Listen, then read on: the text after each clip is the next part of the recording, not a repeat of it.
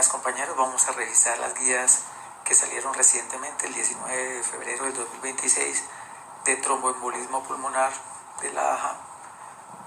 Vamos a revisarlas a ver cómo nos parece.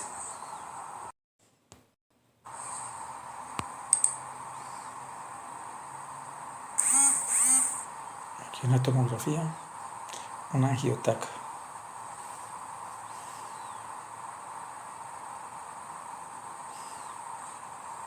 Y se identifica un trombo en la arteria pulmonar derecha. Vamos a revisar la guía del 2026 de la AJA para el manejo de tromboembolismo pulmonar, un nuevo estándar para la estratificación, evaluación del riesgo y manejo clínico del paciente adulto. Estas son las guías de práctica clínica. Es una guía de evaluación del tratamiento de la embolia pulmonar aguda en adultos, el informe de Comité Conjunto de Guía Práctica Clínica del Colegio Americano de Cardiología, Asociación Americana de Corazón. Una linda imagen. Un trombo en la arteria pulmonar derecha. Este viene siendo los miembros del comité de redacción. El método, una búsqueda de febrero del 2024 a octubre del 2024. Medios de Medline en inglés, en Base y biblioteca de Cochrane. Ellos refieren método, estructura. El objeto de la guía es ofrecer un enfoque basado en la evidencia y centrado en el paciente para la evaluación y el tratamiento del embolismo pulmonar agudo en paciente adulto. La guía abarca el periodo de la aparición de los síntomas hasta el seguimiento clínico, centrándose en la evaluación de los riesgos, en los resultados del riesgo, el diagnóstico clínico de embolismo pulmonar, el uso adecuado de pruebas cardiovasculares complementarias y el manejo tanto en la fase aguda como en la fase posaguda temprana de la embolia pulmonar.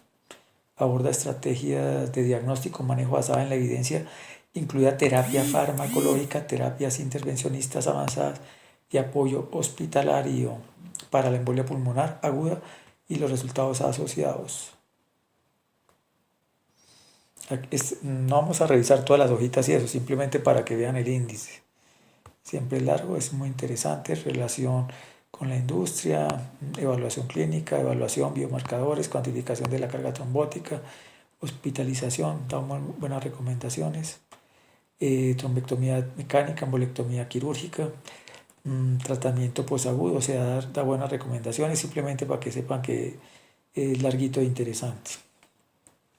Se centra en la embolia pulmonar, no incluye recomendaciones sobre el tratamiento profiláctico de la prevención primaria de la trombosis venosa. Es para el tratamiento de la trombosis venosa profunda, a menos de que tenga una relación con el embolismo pulmonar. Tiene que ver mucho aquí las recomendaciones y el nivel de evidencia. Entonces una cosa es la recomendación y la otra es el nivel de evidencia. La clase de recomendación indica la fuerza de la recomendación y abarca el beneficio estimado en proporción al riesgo y al nivel de evidencia. Califica la calidad de la evidencia científica que respalda la intervención basándose en el tipo, la cantidad y la consistencia de los datos procedentes de ensayos clínicos y otras fuentes.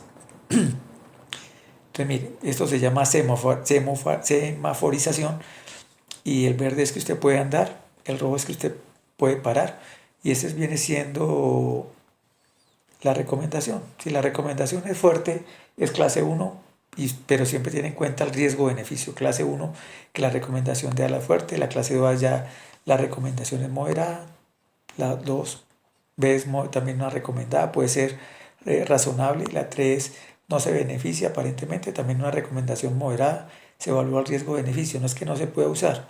Si usted lo va a usar, tiene que justificarlo muy bien. Y la clase 3 es que no se sugiere no usarla. Eso viene siendo como la recomendación. Y con respecto a la evidencia, está a nivel A, que es calificado una buena evidencia científica, o sea, es muy fuerte. El nivel B eso depende de los estudios cómo se hicieron. El nivel B, por ejemplo, la calidad es moderada por el tipo de estudios, estudios observacionales o registro de estudios. Y el nivel C, por ejemplo, se encuentra el consenso de expertos. Pero bueno, este consenso de expertos puede variar ahora que la inteligencia artificial se meta ahí en el consenso de expertos. Aquí vemos las publicaciones de la AJA anteriores, por ejemplo, pues aquí vemos en el 2021 se hizo una evaluación y diagnóstico del dolor torácico. En el 2011, manejo de la embolia pulmonar masiva y submasiva. Acuérdense que antes se clasificaba así, ya veremos cómo. 2019, terapias intervencionistas para la embolia pulmonar aguda. 2020, declaración de consenso de expertos sobre el tratamiento de anticoagulante antiplaquetario para la fibrilación auricular y trombosis venosa. En el 2023, esto es de la AJA, tratamiento quirúrgico para la embolia pulmonar aguda. En el 2024, angioplastia pulmonar con balón para la embolia pulmonar. Llama la atención que en este consenso no vi este procedimiento de angioplastia pulmonar con balón.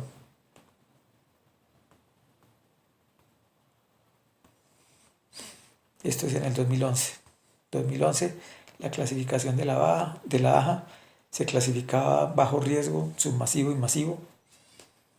Tiene que ver con la parte hemodinámica. Siempre ha estado ligado con la parte de la hemodinámica. También tiene que ver con respecto a la disfunción del ventrículo derecho. O sea, eso no se ha perdido. Esto era lo que se usaba antes, la tensión. Si hay alteración del ventrículo derecho. Importante aquí la presión arterial sistólica. O sea, si baja de 90 milímetros de mercurio o si hay una disfunción ventricular derecha o necrosis miocárdica. Por ejemplo, aquí, bueno, si es mayor o menor la tensión arterial. Y en el 2019 el esquema era riesgo si era bajo, intermedio alto y alto. También tiene que ver unas escalas. Estas escalas no se han perdido y se siguen utilizando. Ahora se las voy a mostrar. Son escalas, prácticamente son predictores de embolismo pulmonar y vienen siendo prácticamente test que tienen una relación con el diagnóstico muy fuerte. Aquí tenemos, por ejemplo, bueno, este es del 2026. Hay una categorización que es la cosa nueva, que hay unas categorías clínicas. Está la A, B, C, D y E. La A es subclínica, es un hallazgo incidental y es pacientes asintomáticos. Quiere decir que le hicieron un estudio y dentro de los hallazgos le encontraron que tenía un tromboembolismo pulmonar y está asintomático. La B es sintomático, baja puntuación de gravedad, escala PESI igual a 0. La C es sintomática con puntuación de gravedad clínica elevada, un PESI de 3 o 5, o un SPESI mayor a 1 o un STIA mayor a 1. El D es una insuficiencia cardiopulmonar incipiente, por ejemplo, shock normotenso. L es una insuficiencia cardiopulmonar. Entonces, viene siendo cosas que trae la nueva guía. Aquí, bueno, esto es para que conozcan las escalas, o sea, no es que se hayan perdido ni desaparecieron, se siguen usando. Esta es la puntuación de Wells, que son síntomas clínicos de trombosis venosa profunda, hinchazón de la pierna, dolor con palpitaciones, embolia pulmonar más probable que otros diagnósticos. O sea, si se sugiere mucho la embolia pulmonar, la frecuencia cardíaca, la inmovilización mayor a 3 días o cirugía en el preoperatorio 4 semanas anteriores, trombosis venosa profunda o embolia pulmonar previa, hemoptisis, cáncer. Criterios para descartarlo: menor de 50 años, frecuencia cardíaca menor de 100, sin hemoptisis, sin uso de estrógeno, sin trombosis venosa previa, sin hinchazón unilateral, sin cirugías o traumatismos que requieran hospitalización en las últimas 4 semanas. O sea, esto no es que se pierda, o sea, estas encuestas tienen mucha importancia porque es una ayuda para no estar pidiendo exámenes de más. Vea, esta es la escala PESI: edad, antecedentes, presión arterial, temperatura, estado mental. Esta es la PESI, ¿sí? Muchos se critican con respecto al estado mental, si es una buena variable. El SPSI, este es el SPSI: edad mayor a 80 años, antecedente de cáncer, enfermedad cardiopulmonar crónica, presión arterial sistólica, cardíaca, saturación arterial de oxígeno. Esos tienen unas variables y también lo clasifican si es medio o alto, ¿sí? La mayoría de estas escalas. Simplemente para que sepan que esto se usa. La puntuación de Bob, una presión arterial sistólica de 90 a 100, elevación de la troponina cardíaca, disfunción ventricular derecha, frecuencia cardíaca. Calcule la puntuación utilizando puntos correspondientes a cada uno de los factores de riesgo. Bueno, aquí vemos la idea es, trataré de no alargarme mucho en la charla, las cosas importantes. Como le digo, son predicciones de riesgo clínico. Este es el PESI, ese PESI, el BOA. Se siguen usando, no es que se haya perdido los criterios de Hestia. Y presenta inestabilidad hemodinámica, necesita una trombolisis. O sea, son clasificaciones que se siguen usando. Aquí, por ejemplo, es para saber si requiere hospitalización o no. También se puede definir si se hospitaliza o se puede dar de alta.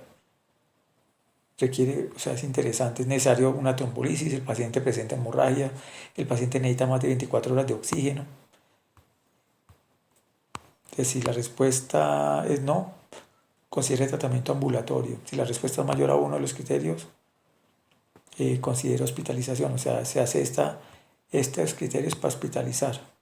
La puntuación de CES, la troponina elevada, la función del ventrículo derecho, trombosis venosa profunda, frecuencia cardíaca mayor a 100, calcule la puntuación, índices de choque, y esto es clasificación de NIUS también, frecuencia respiratoria, saturación de oxígeno, temperatura, presión arterial. O sea, estos se siguen usando. Y también sirve para definir si el paciente sea de alta para la casa. Este es el de Ginebra. Esta es la puntuación de Ginebra. También se sigue usando, uno la recomiendan bastante si la edad es mayor a 65, si tiene una trombosis venosa profunda o embolia previa, pulmonar, cirugía con anestesia general o fractura de extremidades inferiores en el plazo de un mes, cáncer activo, dolor unilateral de extremidades, hemoptisis, frecuencia cardíaca de 75 a 94, frecuencia cardíaca mayor a 95, dolor en la palpación de las venas profundas de la unilateral. Aquí también, si el riesgo es bajo, medio, intermedio, o sea, todavía se tiene en cuenta. Esta es la clasificación de la guía AJA. Esta es la clasificación de la A a la E. La E es la más, E es riesgo bajo, la E es riesgo alto, la E es subclínica, la B sintomática, la C sintomática, la D cursa con insuficiencia cardiopulmonar incipiente y la E ya es una insuficiencia cardiopulmonar franca. Y hay unos modificadores respiratorios que se agregan después de la C. Se le pone a la clasificación si se le agrega la R. La A es incidental o asintomático, es una ayuda coincidental. La B, el puntaje de gravedad es bajo. Se usan estas escalas, la PESI, si el PESI es menor a 85, si el PESI es igual a 0 o el BOA es menor de 4. La C es sintomática, si el puntaje de gravedad es elevado, si el PESI es mayor a 85, si el SPSI es mayor a 1 o el BOA mayor a 4. Las escalas que vimos anterioridad. La D es una insuficiencia cardiopulmonar incipiente y la E es una insuficiencia cardiopulmonar franca. Y esto lo clasifican, dan unas recomendaciones con respecto al tratamiento y al manejo y unas consideraciones esperantes que ya vamos a mirar. Bueno, aparte de la clasificación hay unas subclasificaciones. La B, por ejemplo, es bajo riesgo. Por ejemplo, si en la B1 la lesión es subsegmentaria y la B2 no es subsegmentaria. La C, un score elevado.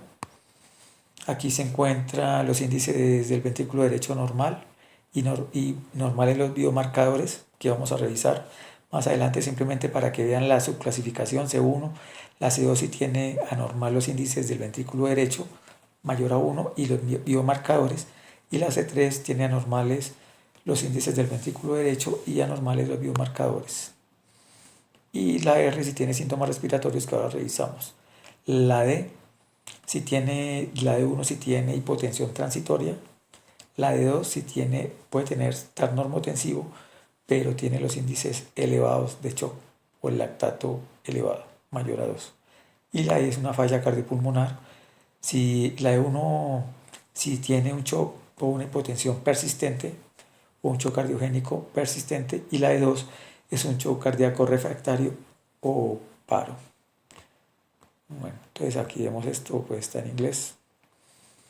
Aquí la tenemos en español, entonces ya sabemos que está el subclínico, el incidental, el A y B son de bajo riesgo.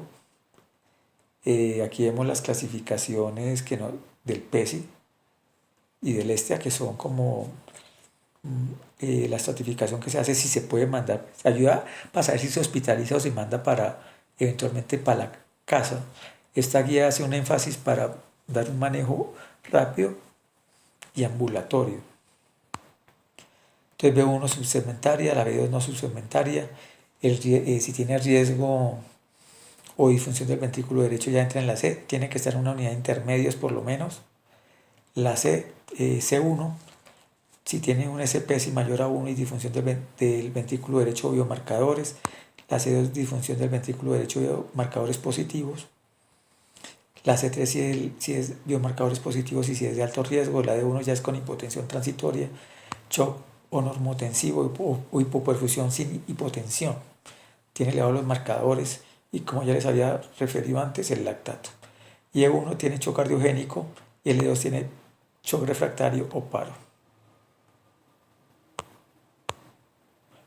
Aquí también tenemos la misma clasificación. Aquí lo importante es la clasificación R, comienza en la C, D y E, y quiere decir que tiene o saturación mayor si tiene saturación de 90, frecuencia respiratoria de 30, si requiere oxígeno suplementario, si usa cánula nasal o si tiene falla respiratoria hipoxémica o ventilatoria.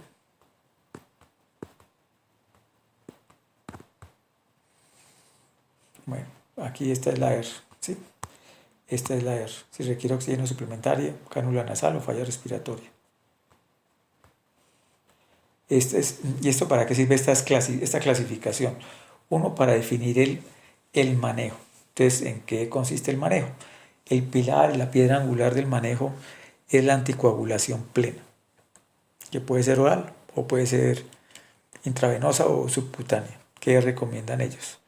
Las categorías A y B, que son de bajo riesgo, dar de alta temprana, es una de las recomendaciones de la guía, considerar alta temprana, siempre y cuando pues les haga las escalas de ESTIA o PESI o SPSI. Y la recomendación es con anticoagulación oral. Por ejemplo, los inhibidores de vitamina K como warfarina solo lo recomienda para síndrome antifosfolípido, y da recomendaciones especiales para ciertas patologías, embarazo, insuficiencia renal, cirrosis, esta guía, pero lo básico es que tenga anticoagulación oral. La categoría C, lo importante de esta categoría C de I es 1, activar un grupo de apoyo, que más adelante vamos a hablar de este grupo de apoyo, que es el grupo PER. Y ya en la categoría C, lo importante es que se hospitaliza el paciente, tiene que estar mínimo en una unidad de cuidados intermedios, tiene que estar hospitalizado y monitoreado, y se recomienda el pilar de estos pacientes hospitalizados es la anticoagulación plena. Se recomienda heparina de bajo peso molecular, y la recomendación para heparina no fraccionada o en infusión es, la recomendación viene siendo si usted lo va a llevar a un procedimiento para poder controlar los tiempos de coagulación. Da unas recomendaciones especiales si el paciente es obeso o es renal, pero lo importante es que ya hospitalizado es con heparina de bajo peso molecular. La infusión ya es para si le va a hacer algún procedimiento. La categoría D, usted ya activa VOLPER, que es el sistema de apoyo de embolismo pulmonar, que vamos a hablar ahora más adelante de eso, pero comienza en la C. Aquí es para ayudarle al diagnóstico y al manejo. Ya usted puede considerar en la C, en la D, en la categoría de incipiente, considerar reperfusión, trombectomía, si hay deterioro, una recomendación clase 2B. En categoría E, falla hemodinámica, soporte hemodinámico, evaluar vasopresores, ventilación mecánica, trombolisis sistémica es una recomendación 2A, embolectomía esto mecánica, y la última viene siendo ECMO. Entonces eso es como el pilar del manejo de esta categoría. Con respecto a la A y la B, por ejemplo, es el caso es, usted le hace la escala de SPSI y le define los criterios, si tienes criterios de seguridad. Esta guía hace un énfasis en vigilar que no tenga riesgos de sangrado, evaluar el riesgo-beneficio y evitar el sangrado con respecto al manejo. Entonces los criterios que tenga criterios de seguridad no es que lo vaya a mandar a una vereda donde no tiene ni cómo irse ni tiene un sistema de salud adecuado. La recomendación es que lo vea en una semana. Usted evalúa para darle salida a la casa, estabilidad hemodinámica, que no tenga sangrado y que tenga un soporte social adecuado. Eso es para el manejo ambulatorio. Se recomienda con respecto a los anticoagulantes orales apixaban, rivaroxaban.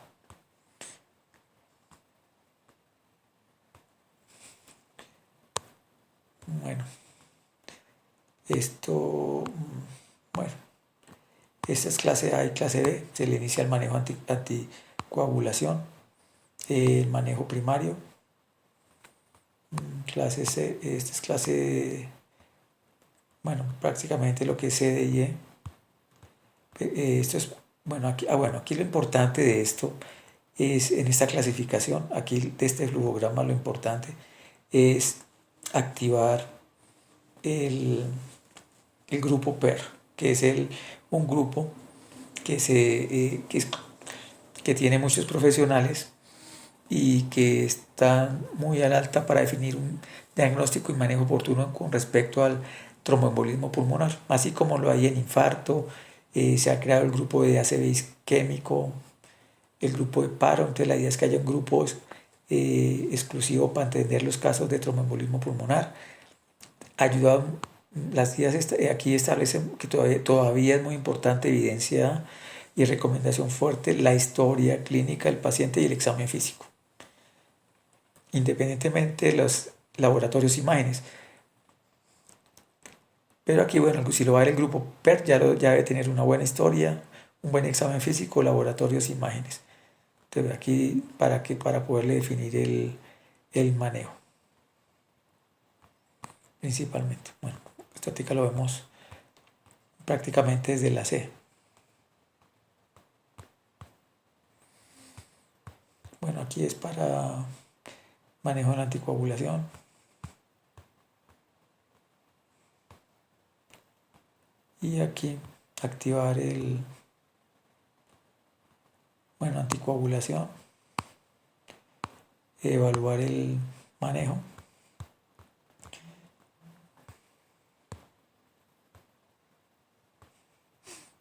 ¿Quiénes son los responsables? O sea, que ayuda al grupo, pues ayuda a evaluar las terapias, son varios especialistas, se evalúan la estratificación, se evalúa la evidencia con respecto al manejo. O sea, es un grupo de apoyo, es un grupo de apoyo. Es para disminuir los riesgos. Por ejemplo, bueno, aquí hay muchos involucrados. El cardiólogo no intervencionista, el radiólogo intervencionista, el radiólogo, el cirujano vascular, el cardiólogo intervencionista, el hemato-oncólogo, el médico de emergencia, la enfermera, la farmacia y la familia y el médico vascular. O sea, es un grupo posible, ¿no? Aquí refieren, pues, estos es el grupo, o sea, la guía también hace un énfasis en crear este grupo. Y esto era en la A, en la B, ya pasamos al grupo de respuesta rápida y pasamos a la escala terapéutica, lo que es la C, D y E. Esta es la C. La categoría C pues tiene un riesgo elevado, se hospitaliza, hace una anticoagulación parenteral, lo ideal con heparina de bajo peso molecular y se monitoriza, o sea, estancia de intermedios. La categoría D, que es una falla incipiente, este tiene que entrar en UCI y considerar reperfusión si hay deterioro clínico o lactato elevado, mayor a 2. Y la E es para usar terapias avanzadas inmediatas como trombolisis, trombectomía sistémica, trombectomía mecánica, ECMO o eventualmente cirugía. Estas guías hacen un análisis de los estudios de la evidencia, hacen una comparación y por lo general colocan estos cuadros. Estos cuadros tienen una semaforización, ya les había referido con respecto a la evidencia. El verde es evidencia fuerte. Simplemente les voy a mostrar aquí, es como un ejemplo de lo que hace la guía. Entonces, por ejemplo, recomendación es fuerte, la evidencia es fuerte, tipo A. Por ejemplo, aquí, evaluación clínica, recomendaciones para la evaluación clínica de los estudios de referencia. El paciente que presenta síntomas sugestivos de embolia pulmonar aguda se recomienda realizar una historia clínica específica y una exploración física completa para ayudar a determinar la probabilidad clínica previa en la prueba de embolia pulmonar. O sea, la recomendación es una historia clínica específica y una exploración física. Eso no lo cambia. Una recomendación 2A. El paciente adulto sometido a evaluación por embolia pulmonar y que presenta una probabilidad clínica baja o intermedia menor al 50%, un valor del dímero D ajustado por la edad por debajo del umbral según la edad por 10 microgramos litro para descartar eficazmente la embolia pulmonar y la necesidad de realizar pruebas de imagen. Ya vamos a hablar. Esta es como la forma como habla la guía, da las recomendaciones. También recomienda el algoritmo YERS. ¿A qué se refiere? Este algoritmo tiene que ver mucho con los síntomas y con respecto a la prueba del dímero D. ¿Y eso para qué nos sirve?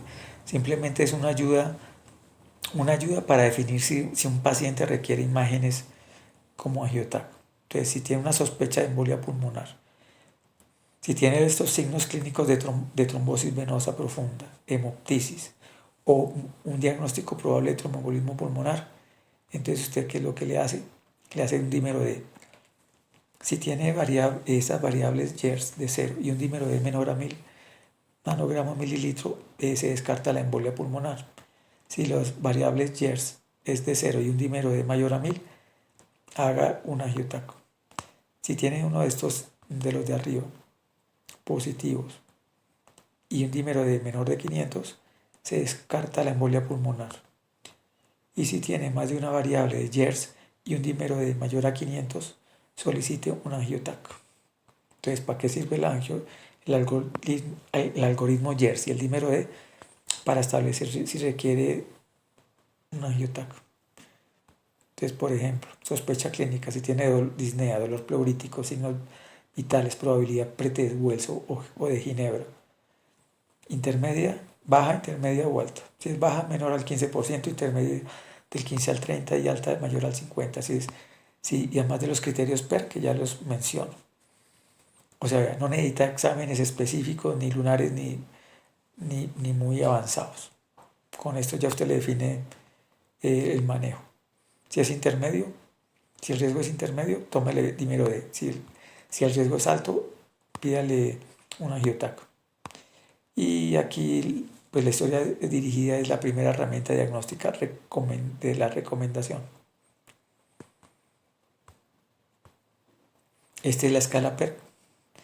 Por ejemplo, edad menor de 50, frecuencia cardíaca menor de 100, saturación de oxígeno, historia previa de tromboembolismo pulmonar, trombosis venosa profunda, hemoptisis, si no tiene hemoptisis, si no usa estrógenos exógenos, si no tiene signos clínicos sugestivos de TEP.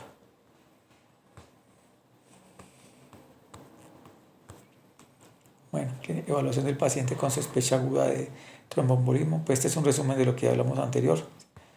A ver. Por ejemplo, si tiene síntomas, si es alto, aquí usted, si la probabilidad, como le digo, si es del 15%, del 15 a 50, o si es mayor del 50. Entonces,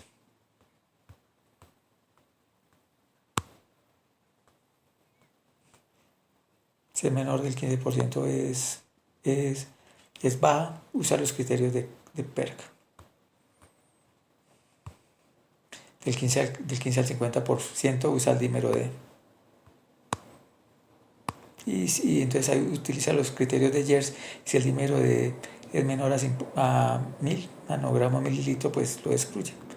Prácticamente era lo que habíamos visto con anterioridad. Si los riesgos son del 50, si mayores al 50%, hace un AngioTAC. También tiene que evaluar si el GERS es mayor a 1, el dímero es más de 500. Esto, a ver, si es mayor de un criterio de GERS, pero el dímero D es menor de 500, ajustado a la edad, el diagnóstico es excluido. Prácticamente lo que hayamos revisado en estos, prácticamente. Con respecto a usted hace sospecha clínica, probabilidad pretest, baja, intermedia, alta, criterios de PEC, lo ubica el dímero, le hace el estudio imagenológico y esto es con respecto al dímero de si le va a hacer, si se lo hace o no se lo hace. De eso trata ese flujograma, este flujograma. Entonces, bueno, entonces usted usa los criterios de PER, donde si la probabilidad clínica es baja o tiene más de 8 criterios negativos, no requiere pruebas adicionales. Esto ayuda para no pedir cosas exóticas.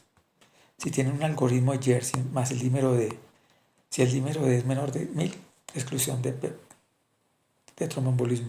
Los signos de Jersey, pues signo de trombosis venosa, hemoptisis y diagnóstico probable de TEP. Si el dímero D, si tiene más de un criterio de Jersey, el dímero D es menor de 500, excluye el TEP.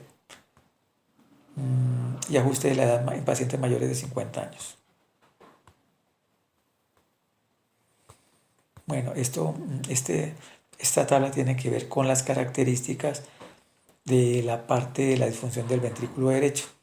¿Cuáles son las recomendaciones con respecto al ventrículo derecho? La dimensión del ventrículo derecho, la relación del ventrículo, la telediastólica, en la visa apical o subpostal, y la otra es el TAPSE, que mide la distancia de la excursión sistólica al segmento anular del ventrículo derecho en centímetros en modo M a lo largo de un plano longitudinal en las 4 cámaras, y la diástole final hasta la sístole final. La evidencia por Doppler o imagen de Doppler tisular y la velocidad sistólica de la tricúspide. Y acá las recomendaciones, como tiene que estar. Dimensión del ventrículo derecho. Aquí la encontramos. La relación ventrículo derecho-ventrículo izquierdo mayor a 0.9, TAPSE menor a 1.6 centímetros es anormal. El tiempo de aceleración pulmonar menor a 90 milisegundos o presencia de un gradiente ventrículo derecho auricular mayor a 30 milímetros de mercurio. Velocidad sistólica tricuspidia mayor a 2.6. Poblaciones disparadas. Bueno, entonces ya hemos visto cómo vienen siendo las recomendaciones. Las guías revisan mucho lo que son patologías especiales, mencionan mucho lo que es el embarazo, le tienen mucho cuidado, tienen muy en cuenta los riesgos de sangrado. Por ejemplo, que recomienda, por ejemplo, en el embarazo, usar heparina de bajo peso molecular. No se recomienda anticoagulantes orales, warfarina. Hay un algoritmo Jersey adaptado para embarazo. En obesidad, si el índice de masa corporal es mayor a 40, considera reducción de la dosis. Y eventualmente en índice de masa corporal mayor a 30, anticoagulantes orales.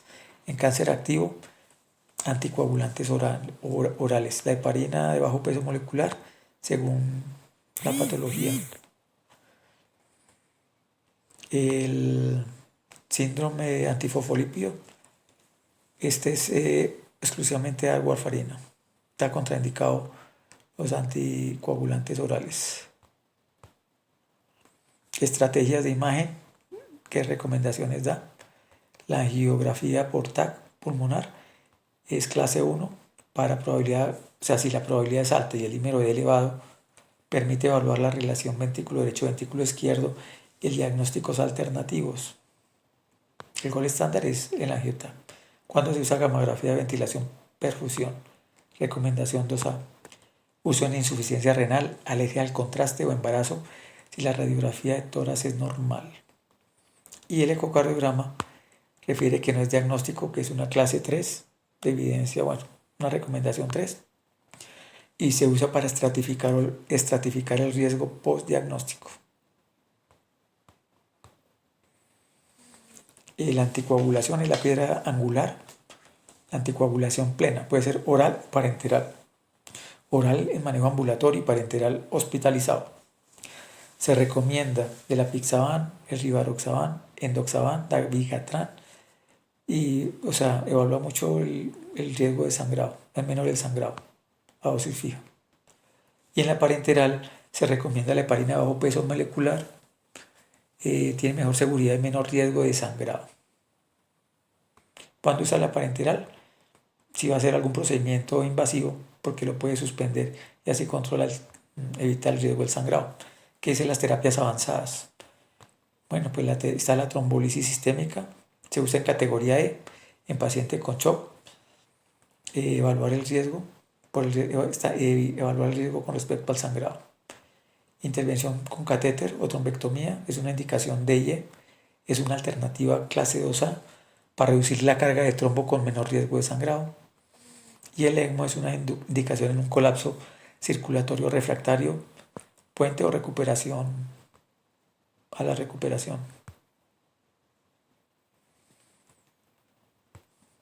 Y en resumen, entonces se establece una clasificación clínica que es de la A a la E, de bajo riesgo a alto riesgo. Con respecto a la parte hemodinámica, hay una introducción de las categorías de la A a la E para reemplazar términos antiguos, mayor precisión en la estratificación de severidad y pronóstico. Con respecto al manejo en casa, es una alta temprana, un manejo ambulatorio seguro para categorías A y B de bajo riesgo. Y la otra es una intervención multidisciplinaria rápida, que es el grupo PER, en casos de riesgo intermedio y preferidos para el mal manejo, y se recomienda los anticoagulantes orales en vez de la warfarina. Estas son recomendaciones con respecto a la evaluación de pacientes crónicos. Entonces, el manejo a largo plazo, la duración. La recomendación es el tratamiento inicial de 1 a 6 meses. O sea, usted lo ve a la semana, a los 3 meses tiene que tener un control durante el primer año para evitar hipertensión pulmonar o que tenga riesgo. Si el riesgo se disminuye, usted evalúa si se suspende el manejo a los 6 meses. Si tiene un factor predisponente, lo puede continuar. Y recomiendan que en la fase extendida mayor a 6 meses evalúa si reduce los anticoagulantes orales. La aspirina solo si el paciente rehúsa anticoagulación. Bueno, esto es como un resumencito. Diagnóstico preciso y escalonado, anticoagulación de primera línea, equipo de respuesta PER. La clasificación categorías A, B, C, D y E y su manejo. Esto es simplemente recomendaciones para el futuro. Es lo que es como evaluar la eficacia con respecto al manejo, los dispositivos, evaluar si se va a poder categorizar mejor el TEP, si se va a evaluar las estrategias de diagnóstico y tratamiento, determinar la eficacia del tratamiento de anticoagulantes, el uso de inteligencia artificial en el diagnóstico. O sea, estas son cosas que se van a hacer o se viene para el futuro con respecto a esto. También dice validación de las categorías clínicas, determinar la utilidad de las puntuaciones de riesgo, mejorar las caracterizaciones de impacto en las pruebas de trombofilia, determinar el grado de agrandamiento del ventrículo derecho con respecto al ventrículo izquierdo, desarrollar nuevos anticoagulantes, como diría, evaluar el rendimiento de las estrategias basadas en el dímero D, creación de algoritmos para determinar cuándo utilizar cada herramienta. O sea, estas son las recomendaciones a largo plazo. Entonces vamos a dejar hasta aquí. Vamos a revisar de pronto las categorías de Y en otra oportunidad. Esto es lo básico. Gracias por su atención.